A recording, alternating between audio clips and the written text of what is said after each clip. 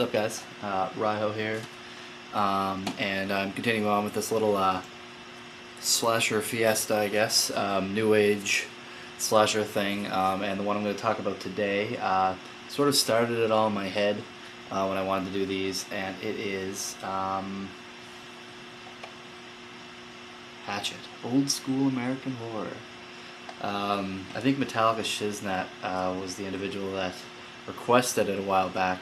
And when I thought about watching it, I was like, I should watch some other stuff that's sort of new slasher-esque. So that's what got me, I picked up Laid to Rest. Well, a couple reasons I picked up Laid to Rest and went through them. But but anyway, Hatchet.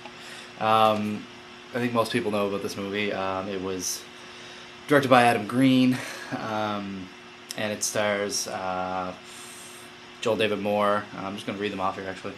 Joel David Moore, Tamara Feldman, Dion Richmond, Mercedes McNabb, Perry Shen, Jolie Fioravante, Joel Murray, Richard Riel, Patrick Darbo, Joshua Leonard, Tony Todd, Robert Englund, and Kane Hodder as Victor Crowley. Storyline behind it is that there's an old sort of ghost story down in I believe it's down New Orleans, and that this on the swamp of this there was this deformed child, Victor Crowley. His father lived with him in a sort of a cabin in the woods down there, kind of thing. And some kids tried to scare him out of the house one day. The place got lit on fire. His father tried to save him by using a hatchet to cut down the door and actually hacked him in the face with a hatchet. And as a result, he sort of haunts, or the legend of Victor Crowley lives in that he's still in the area, and if you go anywhere near his house, you will be killed. Anyway, a couple of guys, Joel David Moore named Ben in the movie, and I always forget his name, sorry, Dion Richmond, who plays Marcus, I believe. They go down, they're in, for Mardi Gras or whatever. And they end up going on this tour of the marsh swamps and stuff like that to see some ghost lights and all that stuff. And they end up in a shitty situation and being hunted by none other than Victor Crowley.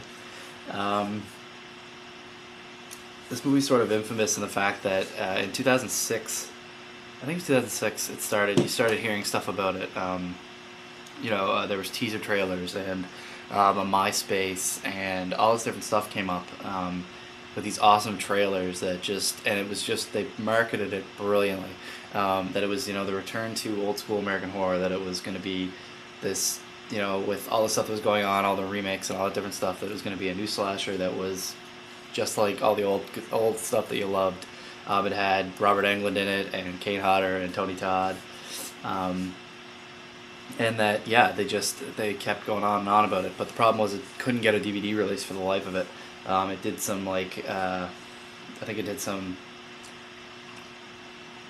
couple of, what's the word I'm looking for? Festivals and things of that nature. And a lot of people were talking about it. So it wasn't for it might even be 2005 they started doing stuff with this, to be honest. I think so, because 2005 they started talking about it, then 2006 it actually came out to, festival run. And then 2007 I finally hit DVD, because I think it was about 2 years I was hearing about this movie and dying to see it.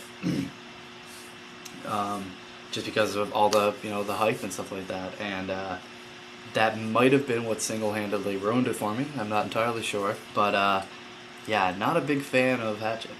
And, it's been a while since I watched it, so I watched it again before I did the review. And, a lot of people really, really rag on this movie. And I'm not going to rag on it too much, because watching it again, I could sit through it. But I always joke and I call this the comedy hit of 2007 or something like that. The comedy hit of the year.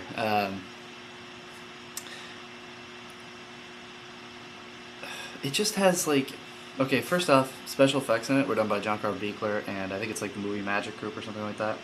Let's see if it's on the back here. But Magical Media Industries, I believe it is, yeah. And special effects in this are amazing. They're all practical. There's this just really great special effects work done, and John Carl Buechler makes an appearance as a pretty funny character. But I mean, that's definitely a plus for this, because if you want to see a really cool gore reel, you can throw it on and watch that kind of thing.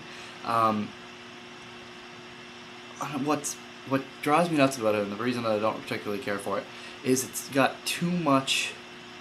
They push too much the comedy envelope. Like it's almost like they're trying to be like a scary movie with a lot of blood in it or something like that.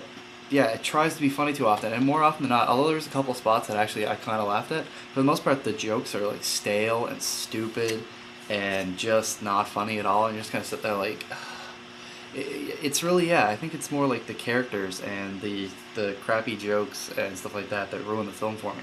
It has great special effects and a fine enough scene. It's made well enough, and that sort of this cheesy intro though, where they're like CGI going through water and stuff like that. But yeah, for the most part, like it's definitely the fact that it went too much into this like comedic realm. Like they just tried to push that too much, and like I said, most of it's like not funny at all. There's one point where I think Marcus he's yelling at Victor Crowley. He's like, "I'm gonna kick you so hard in the ass that I'm gonna drive my foot so far up your ass, my shoelace are gonna be coming up your teeth." I can't remember what it was. It was stupid. Like there's just some really stupid like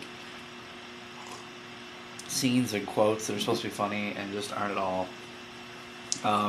As far as boobs and blood though, it's got lots of boobs and blood, which is a good thing. I think the reason that it gets a lot of crap, and the reason I give it a lot of crap, is because it was so hyped. We were waiting for this movie for like 2 years, dying to see it, and finally we got our hands on it, and it just was lacking in, like, I mean, if they had just tried to maybe play it straight, or gone all the way horror comedy, you know what I mean? Like, and also another thing, this is another big problem I think I have with it too, you know, they wanted about Victor Crowley being like the scariest monster guy going, and the first time you see Victor Crowley, I'm sorry guys, you're gonna laugh a little, I think. He yells weird, and he moves around funny, and he's got these like huge, like weird muscles on his shoulders and stuff, which I'm not sure if that's actually Kane Hodder's actual musculature. It might be.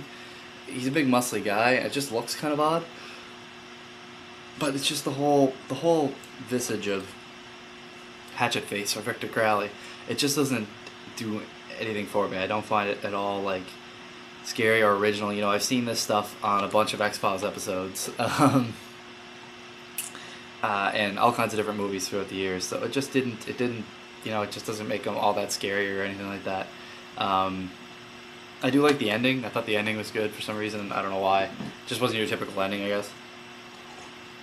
And like I said before, I really like special effects, and you know, it's funny, I can watch the film basically for the special effects, and there may be a couple jokes that I don't mind, but like I said, it didn't play straight comedy, it didn't play straight slasher, it sort of tried to do this in between, that just didn't work out. Jokes weren't all that funny, characters are like hit or miss, don't even give a shit about most of them, and yeah, that's basically my thoughts on Hatchet. Wasn't a big fan at all. Anyway, yeah, you know, that's Hatchet. This is the unrated director's cut. I don't remember what I paid for this, but it's nothing all that special. It's got some special features on it. It's 2 discs just so you have the theatrical cut, like I'm ever going to watch it. It's never going to leave that part of there. I'm only ever going to watch that part. But, you know, if you want to check it out, I'd say rent it, and you'll find out. Maybe you'll like it, maybe you'll really like it, and it'll be your thing, and, you know, you'll be a big fan of Hatchet. That's cool. Just not my cup of tea, guys. So I don't know. But here there's talk about Hatchet 2. Maybe he'll play it a little more straight in the next one, Adam Green, and we'll see what he's got. But that's Hatchet. That's my thoughts, and yeah, I will talk to you guys later. Peace.